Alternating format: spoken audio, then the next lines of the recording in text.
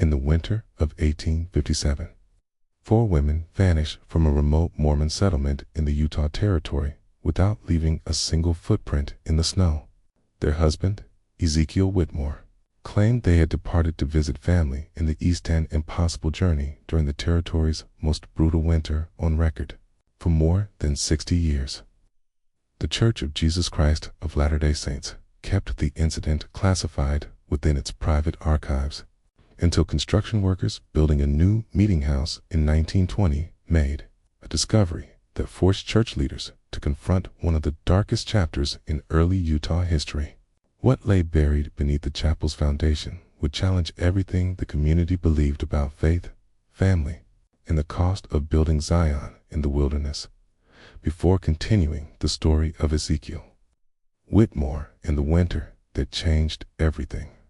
This channel is not for everyone, only for those brave enough to uncover the mysteries history tried to bury. If you're ready to hear stories that make you question what really happened in America's past, hit the subscribe button and ring the notification bell. Tell me in the comments which state you're listening from. Are you brave enough to face the truth about the early Mormon settlements? Let's find out together. The discovery in 1920 would prove that some secrets are too terrible to remain hidden forever. The Utah Territory of 1847 was a land of impossible dreams and crushing realities. When Brigham Young first gazed upon the Salt Lake Valley and declared, "This is the place," he was looking at thousands of square miles of alkaline desert, bordered by mountains that would trap his people in near total isolation for months at a time. Yet, for the Mormon pioneers, this desolation represented Providencia, Kaya, promised land, where they could practice their faith free from the persecution that had driven them from Missouri, Illinois, and every other place they had tried to call home. Ezekiel Whitmore arrived in the valley during the D.A. second wave of Mormon migration in late September 1847. Unlike the advance company that had traveled with Brigham Young, Whitmore's group faced the approaching winter with inadequate supplies and insufficient shelter. He was 34 years old, a skilled carpenter from Vermont who had converted to Mormonism in 1843 after hearing Joseph Smith speak in Nauvoo. What distinguished Whitmore from most of his fellow pioneers was his family arrangement. He traveled with 4 wives, all legally married to him under the principle of plural marriage that the church had begun practicing in secret. His first wife, Sarah Whitmore, was 31, a steady woman with graying hair who had been married to Ezekiel for 8 years. She was barren, a condition that within Mormon theology made plural marriage not only acceptable, but necessary for attaining the highest degree of celestial glory. Sarah herself selected Rebecca Thornton, 27, as Ezekiel's second wife in 1845. Rebecca was educated unusual for a woman of her era and could read both English and German. She questioned church doctrine more openly than most Mormon men found comfortable, but Ezekiel appeared to value her intellect and her contributions to family discussions. Mary Kellerman became the 3rd wife in early 1847, just before the westward journey. At 24, she was pregnant with her first child and suffered greatly during the trek across the plains. Her German immigrant parents had died during the Nauvoo period, leaving her with no family beyond the Whitmore household. The 4th wife, Ruth Caldwell, was barely 19 and had joined the family only 3 months before their departure for Utah. Her marriage to Ezekiel had been arranged by church elders who believed she needed protection after her own family was killed during the Missouri conflicts. The Whitmore family settled in what would later be called Mill Creek, about 8 miles southeast of the main Salt Lake settlement. Ezekiel chose the site because a small creek provided year-round water and the land appeared suitable for farming. More importantly, the isolation suited his nature. He was a private man who preferred the company of his wives and his work over the social demands of community life. That first autumn, Ezekiel worked with relentless urgency to prepare for winter. He constructed a large cabin with separate rooms for each wife, Following the carefully developed protocols Mormon men used to manage plural households, the cabin was solidly built with thick log walls and a stone foundation that stood alone for miles in every direction.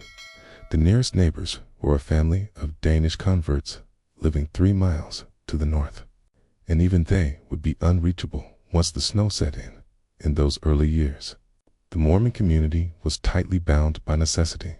Survival depended on cooperation, shared resources, and mutual support. Church leaders exercised strict oversight of plural marriages, for theological reasons, but because they understood the practical difficulties of managing complex family relationships in isolation. Men who practiced plural marriage were expected to maintain harmony in their homes and contribute positively to the welfare of the wider community.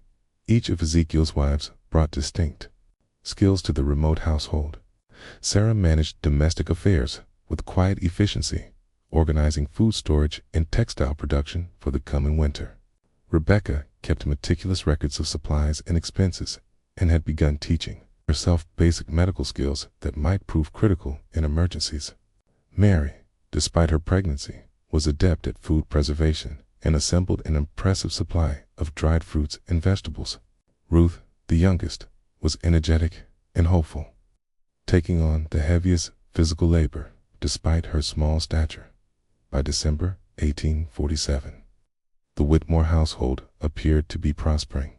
Church records indicate that Ezekiel made regular trips to the main settlement to trade goods and attend meetings.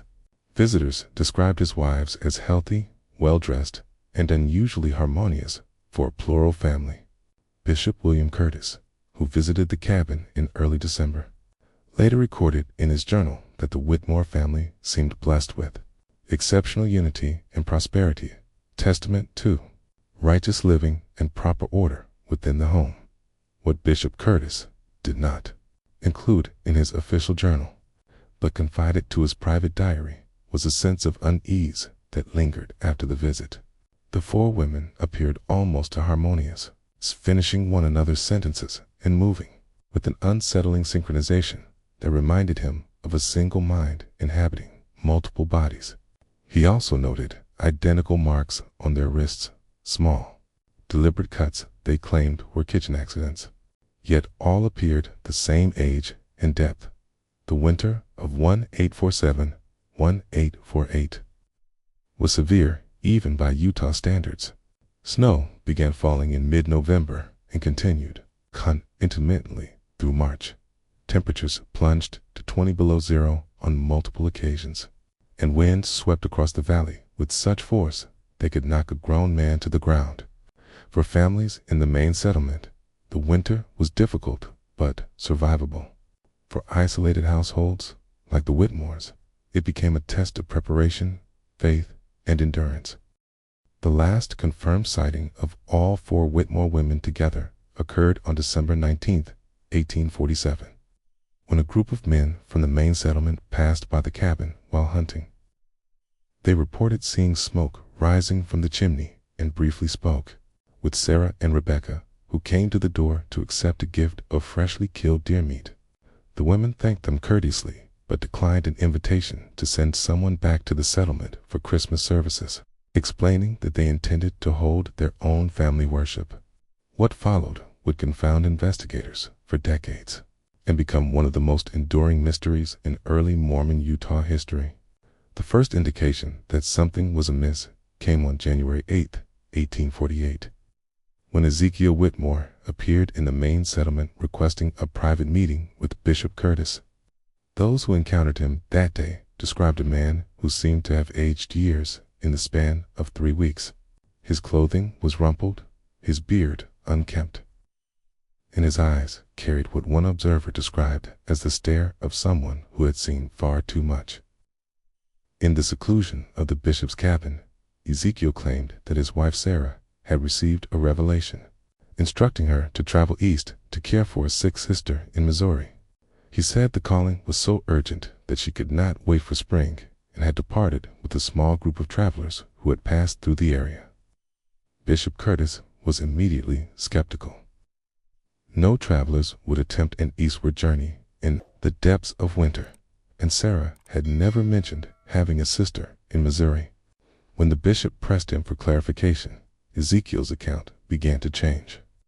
First, he said the travelers were missionaries returning east. Then he claimed they were mountain men who knew of secret winter routes. His hands shook as he spoke, and he repeatedly glanced toward the door as though expecting someone to enter. Most troubling was his insistence that the bishop not visit the cabin to check on the remaining wives, claiming they were observing a period of spiritual purification that required complete isolation. Bishop Curtis recorded the conversation in his official journal, but his private diary reveals a growing sense of alarm. He wrote, "Brother Whitmore speaks of revelations, but I fear he conceals something far more earthly and terrible. His manner suggests guilt rather than grief, and his explanations contradict both reason and the season." 3 weeks later, on January 30th, Ezekiel returned to the settlement with an even more disturbing claim.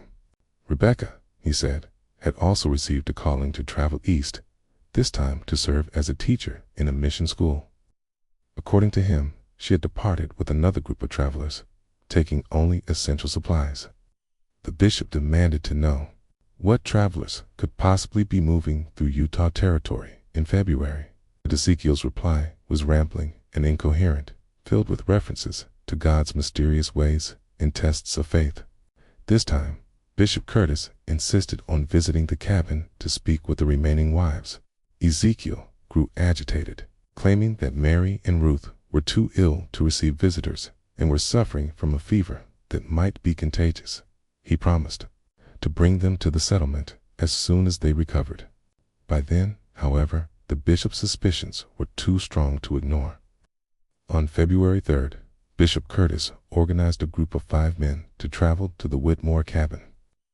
The journey through the snow-covered hills was perilous, consuming most of the day despite the relatively short distance. When they reached the cabin, they found Ezekiel alone, seated beside a fire that seemed inadequate to warm the large structure. He greeted them with nervous politeness, but his explanation of his wife's whereabouts had shifted yet again. Now, he claimed that Mary and Ruth had recovered from their illness and chosen to join Sarah and Rebecca in the east. He said they had left just 2 days earlier with a group of trappers who promised to escort them safely to civilization. 8. Bishop asked to see the women's belongings, and Ezekiel led them through several rooms that appeared to have been hastily emptied. Clothing, books, and personal items were gone, yet heavy objects such as furniture and cooking implements remained. An odd detail for women supposedly departing permanently. Even more concerning were signs of recent digging behind the cabin. Ezekiel explained that he had been expanding the root cellar in preparation for the next winter. But the ground was frozen solid, and the volume of disturbed earth seemed far greater than required for simple food storage. When one of the men remarked on the difficulty of digging in frozen ground, Ezekiel responded sharply and defensively, insisting that God's work demanded dedication even under the harshest conditions. The visiting party spent the night in the cabin, and several later said the experience left them deeply unsettled.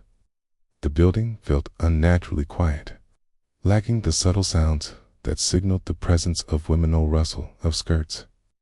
In low conversations, no feminine rhythm to daily life. Ezekiel served them a meal composed entirely of preserved foods. Despite the expectation that fresh bread and dairy would have been available, women had recently been managing the household. The most disturbing moment came during the night. Thomas Garrett, one of the men, awoke to what he described as faint but unmistakable weeping, seeming to come from somewhere beneath the cabin. When he mentioned it the next morning, the others dismissed it as wind or shifting timbers, but Garrett remained convinced he had heard human voices in distress. The bishop's party departed the following morning with more questions than answers. In his private journal, Bishop Curtis wrote, "I fear that Brother Whitmore may have committed acts that will bring shame upon our people and our faith. The isolation of winter can drive men to desperate measures, and I worry that the burdens of plural marriage may have proven too heavy for his spirit. The bishop faced a grave dilemma. The Mormon community was already under scrutiny from the federal government. And rumors of violence or impropriety could invite unwanted attention from authorities. Plural marriage itself was controversial, and any scandal involving a polygamous household might be used to justify government interference in church affairs. After consulting with other leaders, Bishop Curtis chose to monitor the situation quietly, hoping that spring would bring clarity. Throughout the remaining winter months, Ezekiel appeared regularly in the settlement, always alone and increasingly gaunt. He claimed to be in frequent correspondence with his wives, receiving letters that confirmed their safe arrival in the East and their happiness in new circumstances. Yet, he could never produce these letters, saying they were too personal to share, or that he had accidentally burned them. Whispers spread through the community. Some believed Ezekiel had truly sent his wives away, perhaps because he could no longer support them or because isolation had bred unbearable tension. Others suspected something far darker, pointing to his erratic behavior and the contradictions in his stories. The truth would remain hidden until spring thawed the land and revealed secrets that would challenge everything the community believed about faith, family, and the cost of survival in the wilderness. When the snow finally melted in April 1848, Bishop Curtis at last had the chance to conduct a thorough investigation of the Whitmore property. What Bishop Curtis discovered there would haunt him for the rest of his life and give rise to a mystery that endured for more than 70 years. The cabin appeared to have been deserted for weeks. A heavy layer of dust coated the furniture, and the rooms, said to belong to the four wives, bore evidence of hurried cleaning rather than an orderly departure. More telling were several discoveries that directly contradicted Ezekiel's claims that his wives had left of their own will. Rebecca's most cherished possession, a leather-bound journal, in which she had recorded her thoughts since joining the family, was found concealed beneath a loose floorboard in what had been her room. The final entry, dated December 20th, 1847, was written in a trembling hand and contained a single, unsettling sentence. He says, "We must all make the ultimate sacrifice for the sake of the eternal family." But I fear his revelations come from a darker source than heaven. Behind the cabin, the area Ezekiel claimed had been excavated for an expanded root cellar, told a far different story. The disturbed soil covered a much larger space than would have been needed for food storage, and the digging appeared to have occurred in stages over several weeks. Most alarming was what the bishop found partially buried in the loosened earth scraps of fabric, matching descriptions of clothing worn by the four wives, along with personal effects, including the wedding ring Sarah had worn since her marriage to Ezekiel. The bishop also uncovered signs of what appeared to be ritual activity in a cleared space near the excavation. He found the remains of multiple fires arranged in a deliberate pattern rather than for practical use. Mixed among the ashes were burned fragments of paper that seemed to come from religious texts, so not from any recognized Mormon publications. Some surviving passages referred to blood atonement and eternal sealing through sacrifice concepts present in Mormon theology, but interpreted here in ways that horrified the bishop. Additional evidence was found inside the cabin, in the room shared by Ezekiel and Sarah. Bishop Curtis discovered a hidden compartment containing several notebooks filled with Ezekiel's handwriting. The entries documented his growing fixation on what he called the principle of ultimate consecration, the belief that God demanded the surrender of everything, even life itself, to attain the highest level of celestial glory. The notebooks showed that Ezekiel had been studying obscure religious writings and had come to believe his family was chosen for a sacred mission requiring extraordinary sacrifice. The final entries revealed his growing conviction that his wives had been sent to him, specifically to fulfill this divine purpose. He described visions of the eternal glory awaiting families who demonstrated absolute devotion through ultimate sacrifice. As the entries progressed, the handwriting grew increasingly erratic, and the later pages contain disturbing references to the willing offering of innocence and the sealing power of shed blood. Bishop Curtis was confronted with an impossible situation. The evidence strongly suggested that Ezekiel had murdered his 4 wives, possibly as part of a distorted religious ritual. Yet Ezekiel himself had vanished without a trace. Efforts to locate him failed completely. He appeared to have disappeared into the vast wilderness of the Western Territories, where a man could lose himself forever if he chose. Church leaders ultimately made the painful decision to classify the entire matter as confidential. They understood that public disclosure of suspected murders would inflame anti-Mormon sentiment and invite federal intervention that could endanger the survival of the community itself. Official records were sealed, and the few men who knew the truth were sworn to silence. The Whitmore cabin was quietly dismantled, and the disturbed ground behind it was carefully restored to appear untouched. The church purchased the land and declared it unsuitable for settlement, ensuring that nothing remaining there would be accidentally uncovered. The 4 wives were officially recorded as having relocated to the eastern states. Their disappearance explained as a family decision to return to more established areas. Yet, secrets rarely remain hidden in small communities where every family story is known. Over time, whispered accounts spread of the winter when 4 women vanished and one man's faith led him to commit unthinkable acts. Some versions claimed Ezekiel had been driven mad by isolation and religious obsession. Others suggested he had encountered something in the remote valley that demanded a terrible price for survival. The most persistent rumors held that Ezekiel had not acted alone. Some believed the women had willingly participated in whatever ritual claimed their lives, swayed by their husbands' claims of divine revelation that their sacrifice was necessary for eternal salvation.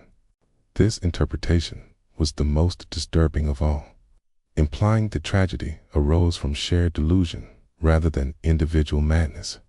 As years passed, the land surrounding the former Whitmore property gained a reputation for strange occurrences. Travelers reported a sensation of being watched while passing through the valley, and some claimed to hear women's voices carried on the wind, particularly during winter. Church leaders dismissed these accounts as superstition, yet they added to the sense that something dark and unresolved clung to the site. The mystery might have remained buried forever, were it not for the church's continued growth and the need for new buildings to serve expanding congregations. In 1920, more than 70 years after the disappearances, church authorities chose to build a new meeting house in the rapidly growing Mill Creek area. The site was selected for its central location in level terrain, with no awareness of the history beneath it. What the construction workers uncovered would force the church to confront one of its most carefully concealed secrets and reveal that the winter of 1847-1848 had been even more horrific than anyone had imagined. Construction on the new Mill Creek Meeting House began on a crisp October morning in 1920. The project supervisor, Brother Samuel Morrison, was a devout Mormon born in the valley who had heard whispered stories about the Whitmore land throughout his childhood. Like most of his generation, he dismissed them as folklore exaggerated over time. The crew began excavating the foundation on October 15th, using steam-powered machinery that quickly cut through the rocky soil. For the first 2 days, work progressed without incident. Aside from the occasional discovery of old horseshoes or rusted metal that hinted at the land's past use for grazing. On the 3rd day, however, Morrison's crew made a troubling find. About 4 feet below the surface, they uncovered what appeared to be a deliberately constructed stone chamber. It's roughly 8 feet square and lined with carefully fitted rock. The chamber had been sealed with a flat stone cover, and when it was lifted, the workers found a collection of objects that appeared to have been placed there deliberately, forming what could only be described as a burial cache. Inside were 4 sets of women's clothing, neatly folded and arranged in separate piles. Each set included a dress, undergarments, shoes, and personal items such as combs, mirrors, and jewelry. Most striking of all, each pile contained a small leather purse holding identification papers and personal documents that unmistakably belonged to Sarah, Rebecca, Mary, and Ruth Whitmore. The preservation was remarkable, protected by the dry conditions and the stone construction. The items appeared almost exactly as they had been when placed in the chamber. Brother Morrison immediately notified Bishop Harold Stevenson, the presiding leader of the Mill Creek Ward. Bishop Stevenson was young and unfamiliar with the Whitmore incident, but he understood the gravity of the discovery and contacted church headquarters in Salt Lake City without delay. Within hours, a team of church officials arrived at the site, led by Elder James Tanner, a member of the Quorum of the 12, with access to the church's confidential historical archives. Elder Tanner's examination of the documents recovered from the stone chamber confirmed what older church leaders had long suspected. Among the items were letters written by each of the 4 wives, apparently composed shortly before their deaths and intended as final messages to family members they would never see again. The letters were deeply unsettling in their calm acceptance of what the women described as their calling to eternal glory through ultimate sacrifice. Sarah's letter, written in her familiar, careful script, expressed gratitude for being chosen by divine providence to participate in a sealing ordinance that would bind the family together throughout eternity. Rebecca's letter was longer and more theologically dense, referencing obscure doctrines and asserting her belief that the shedding of innocent blood in righteousness would open the gates of celestial glory for all who submitted willingly to God's will. Mary's letter was the most heartbreaking, filled with references to her unborn child and her faith that the sacrifice of 2 lives would be counted as a double offering in the eyes of the Lord. Ruth's letter was the shortest, consisting largely of expressions of love for her family and her eagerness to join the eternal family in what she believed to be the most sacred way possible. Together, the letters made it clear that the 4 women had not been killed against their will, but had willingly participated in what they believed to be a sacred ritual. This realization was, in many ways, more disturbing than the alternative, suggesting that Ezekiel had convinced his wives that their deaths were essential to their eternal salvation. Elder Tanner immediately ordered all construction to cease and contacted the church's historical department to retrieve the sealed files related to the Whitmore incident. The contents of those files provided a more complete account of the tragedy, but also raised troubling new questions. Included were Bishop Curtis's full investigation notes, containing details that had never been shared beyond a small circle of leaders. Among these records was evidence suggesting that the Whitmore tragedy had not been an isolated event. Ezekiel's notebooks referenced correspondence with other Mormon men who claimed to have received similar revelations about the necessity of ultimate sacrifice for their families. Most alarming was a letter Bishop Curtis had intercepted in 1849, addressed to Ezekiel at a remote mining camp in Nevada Territory. Signed only with the initials J.M., the letter contained coded references to the completion of the work and expressed satisfaction that the sealing had been carried out according to the revealed pattern. It also stated that others who had received the same calling had fulfilled their obligations with equal faith and devotion. This evidence suggested that Ezekiel had not acted alone, but had been part of a secret group within the early Mormon community that embraced extreme interpretations of church doctrine. The group appeared to believe that the highest expression of faith required the sacrifice of family members, and that such acts guaranteed exaltation in the celestial kingdom. Elder Tanner's team began a careful review of early church records, searching for other unexplained disappearances or unusual incidents that might be connected to this group. What emerged was a disturbing pattern of missing person cases and unexplained family tragedies scattered across early Mormon settlements, never previously linked. Between 1847 and 1855, at least 12 Mormon families reported the disappearance of relatives under circumstances resembling the Whitmore case. In each instance, the missing individuals were said to have departed for the East. or to have received callings to serve in distant missions. In most cases, the reports were made by male family members who claimed to have received revelations, directing them to allow their wives or children to leave for spiritual purposes. Individually, the cases appeared unremarkable. Viewed together, however, they suggested a coordinated effort by a clandestine group carrying out what it believed to be sacred killings. The victims were overwhelmingly women and children, while the perpetrators were men noted for exceptional devotion to doctrine and prominent roles within their communities. Most chilling was the discovery that several of the men involved had maintained correspondence with one another, sharing theological justifications and encouraging each other in what they believed to be their divine calling.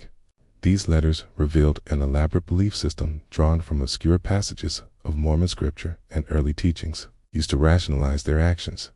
The group believed plural marriage was only the beginning of a higher law that ultimately required the sacrifice of family members to achieve total consecration to God.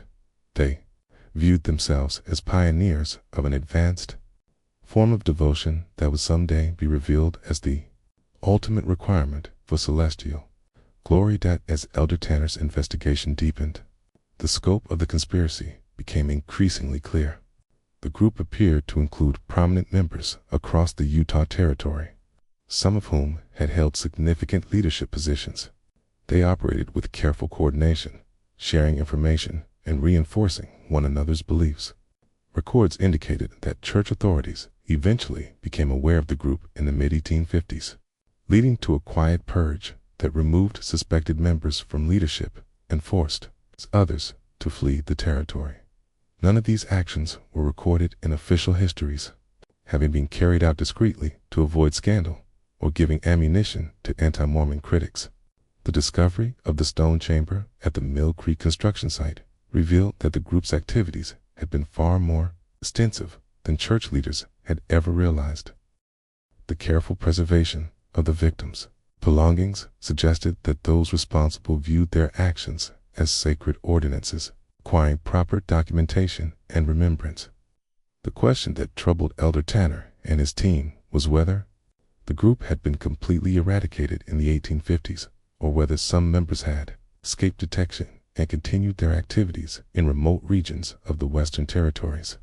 The evidence indicated that the conspiracy had been far larger and more organized than anyone had previously imagined, with implications reaching well beyond the fate of the 4 Whitmore women. The investigation soon revealed that the stone chamber was only the beginning of what lay buried beneath the Mill Creek construction site, and that the winter of 1847 to 1848 had been even more horrific than the darkest rumors suggested. As Elder Tanner's team expanded the excavation, they uncovered increasingly disturbing evidence indicating that the Whitmore tragedy was not simply the result of a single family's descent into religious madness. The chamber containing the women's belongings proved to be only the upper layer of a carefully constructed burial complex, designed to preserve evidence of what the perpetrators clearly regarded as sacred acts. Beneath it, the excavation revealed a second level, a larger underground chamber, carved directly into bedrock and lined with precisely fitted stone. This chamber measured approximately 12 feet square and 6 feet deep, with drainage channels that had kept it dry for more than 70 years. The walls were covered in carved symbols that blended traditional Mormon imagery with elements drawn from other religious traditions. The most prominent was a modified version of the Mormon temple square and compass, surrounded by Egyptian hieroglyphs, Masonic symbols, and representations resembling ancient sacrificial rites. The carvings were deliberate and sophisticated, indicating that their creators possessed substantial knowledge of religious symbolism and had devoted significant time to planning the chamber. At the center of the chamber stood what appeared to be a stone altar, roughly hewn from local granite and stained with material later confirmed through laboratory analysis to be human blood. Surrounding the altar were 4 smaller stone platforms, each bearing carved inscriptions that included the names Sarah, Rebecca, Mary, and Ruth, along with dates corresponding to the winter of 1847 to 1848. The inscriptions also contained theological passages drawn from Mormon scripture, interpreted in ways that justified the taking of human life for religious purposes. One passage carved above the central altar read, "Greater love hath no man than this, that a man lay down his life for his friends. And greater still is the love that lays down the lives of the beloved for the glory of God," followed by references to the sealing of eternal families. The most shocking discovery came when the team excavated beneath the stone platforms. Each concealed a carefully prepared burial site containing human remains preserved through deliberate mummification techniques. The bodies of the 4 women had been treated using methods that suggested extensive knowledge of preservation practices, possibly influenced by early Mormon interest in Egyptian culture. The condition of the remains allowed investigators to determine the cause of death. Each woman had suffered a single, precise wound to the heart, inflicted with what appeared to be a ceremonial blade. The wounds were identical in placement and depth, indicating that the killings followed a predetermined ritual pattern carried out with practiced skill. Even more disturbing was evidence that the women had been dressed in special ceremonial garments prior to their deaths. They wore elaborate white robes, decorated with religious symbols and personal items of spiritual significance. The garments appeared to have been prepared specifically for the ritual, with meticulous attention to detail that reflected the perpetrators believed that the killings were sacred ordinances requiring full ceremonial preparation. These findings forced Elder Tanner's team to confront the possibility that the Whitmore women had not only consented to their deaths, but had actively participated in complex religious ceremonies they believed would secure their eternal salvation. The evidence suggested that the killings occurred over several weeks, each forming part of a larger ritual cycle that had been carefully planned and executed. Additional discoveries included detailed records of the ritual proceedings carved into stone tablets set into niches along the chamber walls. These records provided a chilling, minute-by-minute account of the ceremonies, including the women's final words and expressions of faith and gratitude for being chosen for eternal glory. The tablets also referenced the great work carried out by the secret group and the pattern revealed from on high that guided their actions. Together, the records made clear that the Whitmore killings were part of a broader plan involving multiple families, intended to demonstrate what the group believed was the ultimate level of faith required for celestial glory. Most chilling of all was the realization that the ritual chamber had been designed for repeated use. Its drainage systems, preservation methods, and careful construction indicated that it was meant to serve as a permanent site for similar ceremonies. The chamber included preparation areas for multiple victims and storage spaces for ritual implements and ceremonial garments. The team also uncovered evidence that the chamber had been used for additional victims beyond the 4 Whitmore women. Carved records indicated that at least 8 other individuals had been sealed there between 1848 and 1855, including members of 3 other families reported missing during the early years of Mormon settlement in Utah. The scope of the conspiracy was becoming unmistakably clear. The secret group had operated for nearly a decade, conducting ritual killings they believed were necessary to achieve the highest degree of religious devotion. They had developed elaborate theological justifications and constructed permanent facilities to carry out their ceremonies. Elder Tanner's team now faced a crisis that threatened to expose the darkest chapter in Mormon history. The evidence demonstrated that a clandestine group within the early church had committed systematic ritual murders, potentially involving dozens of victims over several years. The implications for the church's reputation and the faith of its members were staggering. Further investigation revealed that the group had maintained detailed records, including lists of potential victims and plans for expanding their operations. These records suggested a level of organization and reach far beyond anything previously imagined. with cells operating across multiple settlements throughout the Utah Territory. Most disturbing was evidence that some members of the group had held positions of authority within the church hierarchy, using their access to confidential information to identify victims and conceal their crimes.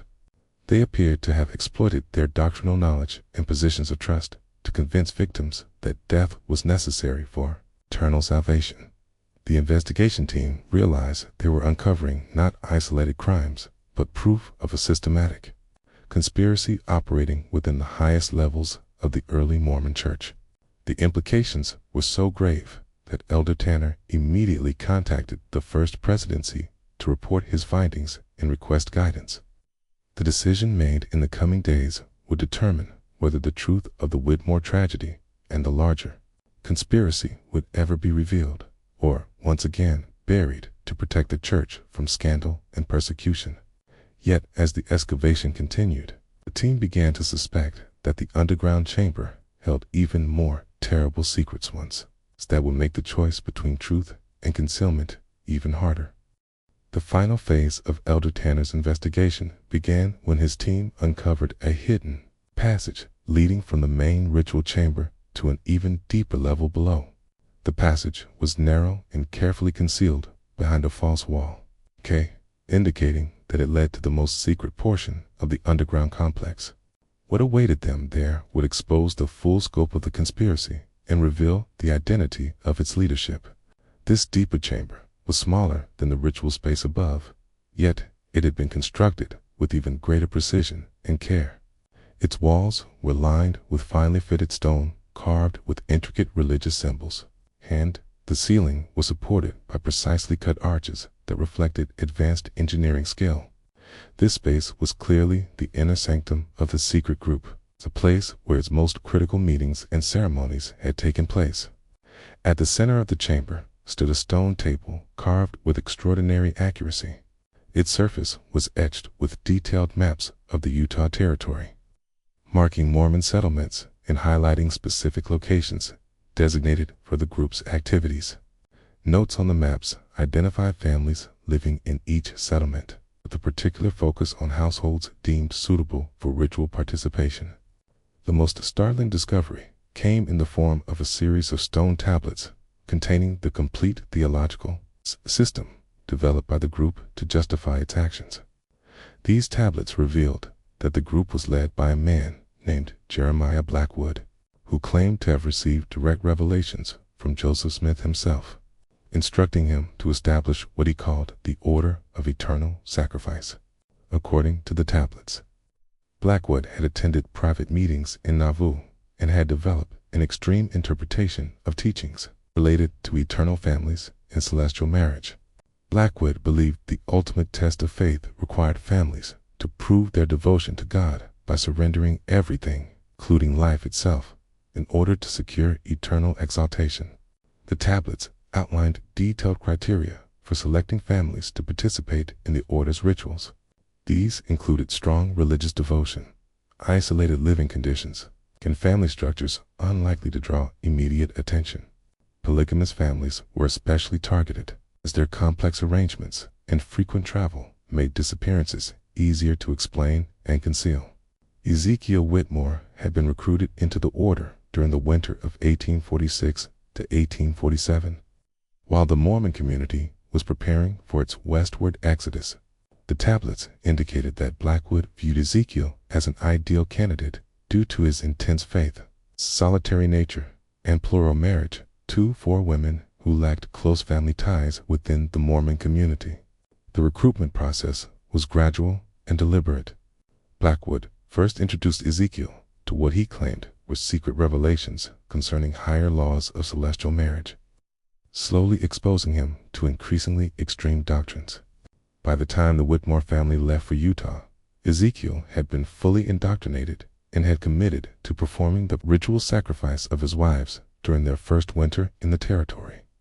The tablets further revealed that the order had established similar operations across multiple Mormon settlements in the West. Each cell was overseen by a trusted member, personally recruited by Blackwood, responsible for identifying victims and carrying out the rituals. Although the cells operated independently, they remained connected through coded correspondence and secret gatherings. The ritual chamber beneath the Mill Creek site was only one of several permanent facilities created by the order. Similar chambers had been built near other settlements, each designed to preserve evidence of the rituals in anticipation of what the group believed would eventually be recognition of their practices as legitimate religious ordinances. Detailed accounts of the ceremonies conducted at Mill Creek were carved into the tablets. The rituals followed a precise pattern devised by Blackwood, drawing from his interpretation of ancient sacrificial traditions and early Mormon temple rites. Each ceremony spanned several days and involved extensive preparation, theological instruction, and final rites believed to seal eternal families in the highest degree of celestial glory. The tablets preserved a chilling account of the Whitmore family's final days. The ritual began on December 20th, 1847, with Sarah's voluntary participation in a ceremony she believed would secure her family's eternal exaltation. Each of the other wives followed in turn. The final ritual involving Ruth on February 15th, 1848. The records described how each woman spent her final days in prayer and preparation, convinced that her sacrifice would open the gates of celestial glory for her family. They wrote farewell letters, prepared burial garments, and participated in elaborate ceremonies they believed had been revealed directly by God. Most disturbing was the revelation that the women not only consented to their deaths, but actively encouraged one another to take part. The tablets recorded their conversations, showing how they strengthened each other's faith and expressed anticipation of their calling to eternal glory through ultimate sacrifice. The investigation also uncovered evidence that the order had intended to expand its operations significantly. The tablets listed dozens of additional families targeted for recruitment and outlined plans for constructing new ritual sites across the Western Territories. The order believed its practices would eventually be recognized as legitimate doctrine and become a requirement for achieving the highest levels of eternal glory. The tablets also explained why the order's activities ended in the mid-1850s church. Authorities had begun to notice a pattern of disappearances and initiated a secret investigation that identified several members of the order. This inquiry was led by Brigham Young himself, who recognized the threat the group posed to the survival of the Mormon community in Utah. The church's response was swift and decisive. Known members were quietly excommunicated and forced to flee the territory, while others were reassigned to remote areas where their actions could be monitored. Ritual sites were sealed or destroyed, and all records of the investigation were classified to prevent public exposure. Jeremiah Blackwood vanished during the crackdown, reportedly fleeing to California, where he continued recruiting followers to his extremist beliefs. Some accounts suggested he formed new cells in mining camps and frontier towns, though these reports were never officially confirmed. The tablets also contained Blackwood's final message to his followers, written shortly before his disappearance. In it, he prophesied that the order's practices would one day be revealed as divinely inspired, become the ultimate test of faith for true believers. He urged his followers to preserve their records and continue their work in secrecy until the time of public revelation. Elder Tanner's team understood that they had uncovered evidence of the most severe crisis in early Mormon history, a hidden conspiracy operating within the highest levels of the church that had resulted in the ritual deaths of dozens of innocent people. The implications for the church's reputation and the faith of its members were devastating. The findings also raised troubling questions about what church leaders had known and when. The tablets suggested that some members of the hierarchy were aware of Blackwood's teachings but failed to intervene quickly enough to stop the conspiracy from developing. Most unsettling was the possibility that other order cells may have continued operating after the official crackdown, carrying out additional rituals in remote regions where their actions would never be discovered. The evidence suggested that the order's reach had been far more extensive than church authorities ever realized, with implications that could extend well beyond the Utah territory. As Elder Tanner prepared his final report, he faced an impossible decision. The proof he had uncovered showed that a secret faction within the early Mormon church had carried out systematic ritual killings, possibly involving hundreds of victims over nearly a decade. Revealing the truth about the order of eternal sacrifice would expose the darkest chapter in Mormon history and could shatter the faith of millions of believers worldwide. Yet concealing the evidence, allowing the victims to remain unnamed and forgotten, felt equally unbearable. The families of Sarah, Rebecca, Mary, and Ruth Whitmore, along with every other victim of the order, deserved to have their stories acknowledged and their deaths recognized.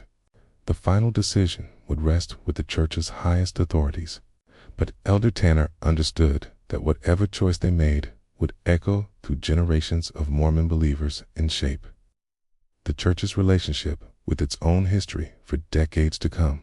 The meeting that determined the fate of Elder Tanner's findings took place in the First Presidency's private chambers on November 15, 1920. Present were President Heber J. Grant, his counselors, and the most senior members of the Quorum of the 12 Apostles. Elder Tanner delivered his report in a 3-hour session later, described by one participant as the most sobering and troubling presentation ever given within church leadership. The evidence was undeniable. The stone chambers, the preserved remains, and the detailed tablets all pointed to a systematic conspiracy operating within the early Mormon community, one that had led to the deaths of dozens of innocent victims.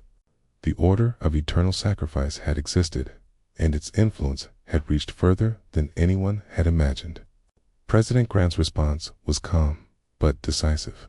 After consultation with his counselors and unanimous agreement from the Quorum of the 12, he made the choice that would define how the church would handle this darkness.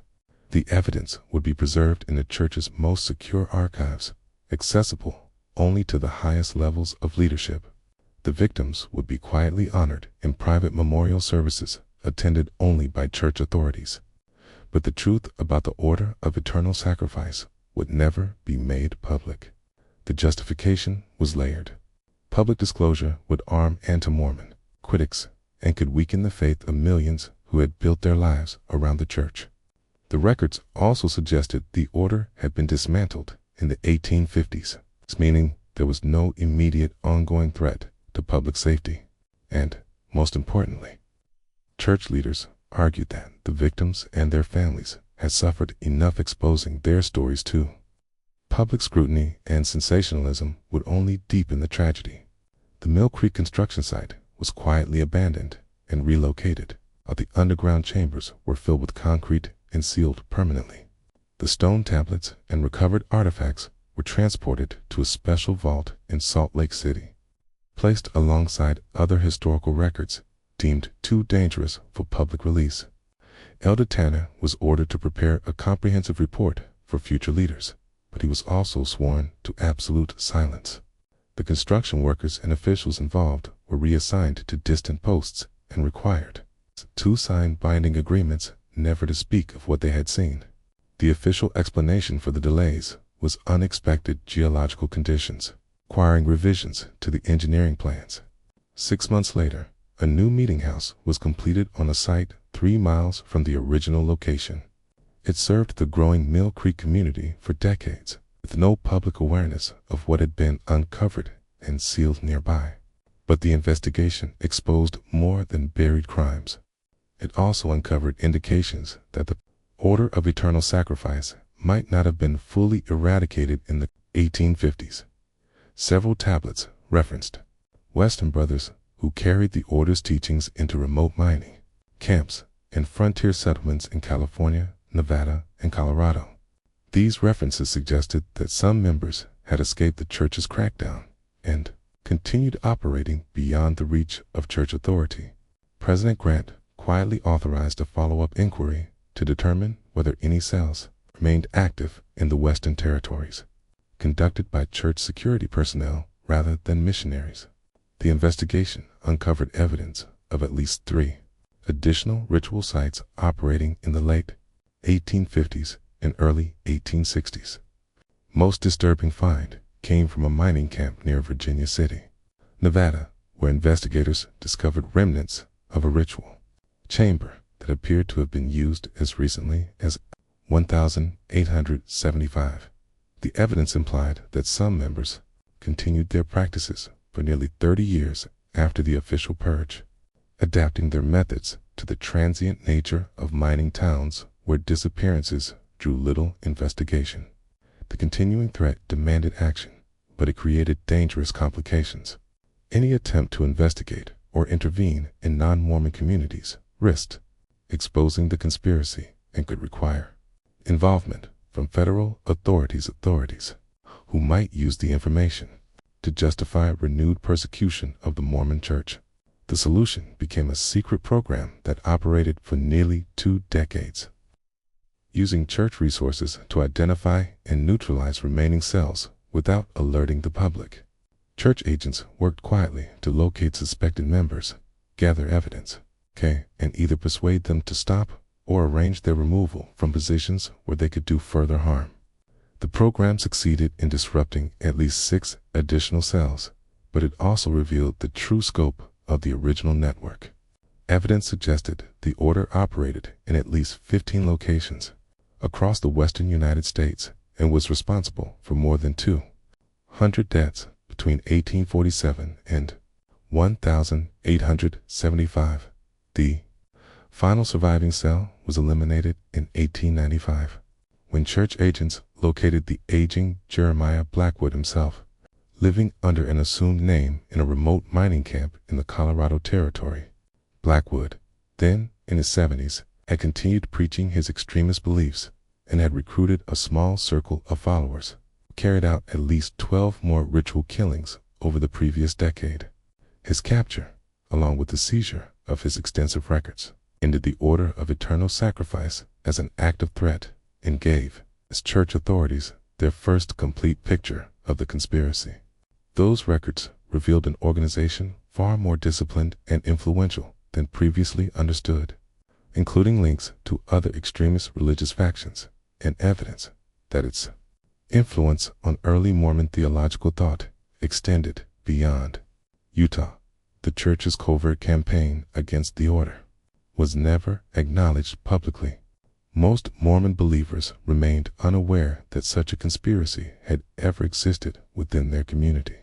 The victims were remembered only in private ceremonies attended by church authorities, and their names were entered into confidential memorial records that honored them, while concealing the circumstances of their deaths. Elder Tanner completed his service with distinction and never spoke of what he found beneath the Mill Creek site.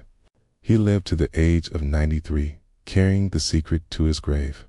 His personal papers, sealed after his death in 1963, contained only a brief reference to the most difficult investigation of my life, along with a prayer that the victims of extreme faith would find peace in the eternal glory they sought through such terrible means. The stone chambers beneath Mill Creek remained sealed, their contents preserved as evidence of one of the darkest chapters in American religious history, the truth about Ezekiel, Whitmore and his 4 wives, and the hundreds of other victims of the order of eternal sacrifice still rests in the church's most secure archives, known only to a select few who bear the weight of that knowledge. From time to time, modern church authorities have debated whether the moment has come to reveal the full truth. But each generation has ultimately concluded that the potential harm outweighs any benefit. Officially, the victims remain listed as early pioneers who departed for destinations unknown, their true fate hidden behind more than a century of institutional silence. Today, the Mill Creek area is filled with suburban neighborhoods, shopping centers, and modern churches serving thousands of faithful Mormon families. Few residents know their community once stood above hidden chambers where innocent people died in pursuit of eternal glory. The story that began with 4 women disappearing from a remote Utah cabin in the winter of 1847 to 1848 remains among the most carefully guarded secrets in Mormon history. Whether that secret will ever be revealed or remain buried forever beneath institutional protection and the passage of time is a question only future church leaders can answer. But the story of Ezekiel Whitmore and his 4 wives stands as a haunting reminder of what can happen when faith is twisted into justification for unspeakable acts, and when the pursuit of eternal glory leads to the destruction of innocent lives. The mystery that began with 4 missing women ultimately revealed a conspiracy that challenged everything the Mormon community believed about its early history. And, in the end, the choice between truth and concealment shaped the church's relationship with its past in ways that continue to influence leaders and believers more than a century later. Just when it seemed the full truth of the order of eternal sacrifice had been uncovered, new questions continued to surface. If this story sent a chill through you,